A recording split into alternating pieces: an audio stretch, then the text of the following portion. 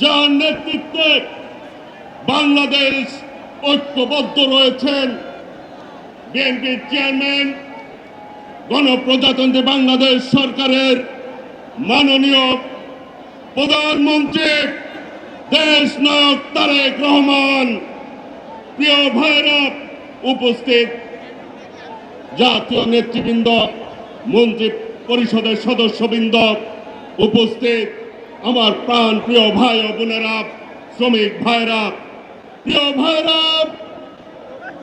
বাংলাদেশের মানুষের কাছে এই মুহূর্তে সবচাইতে জনপ্রিয় নেতাকে দেশ নায়ক তারেক রহমান, যিনি মানুষের ভাগ্য উন্নয়নের জন্য রাত দিন পরিশ্রম করে যাচ্ছেন, মানুষের ভাগ্যের পরিবর্তন করার জন্য কাজ করে যাচ্ছেন।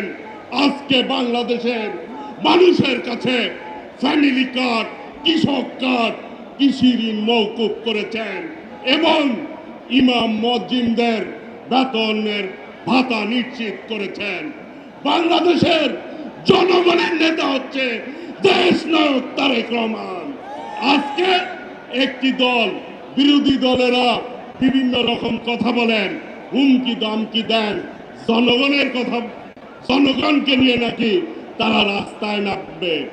বাংলাদেশের জনগণের দল হচ্ছে বিএনপি, আর জনগণের নেতা হচ্ছে দেশ নায়ক তারেক রহমান।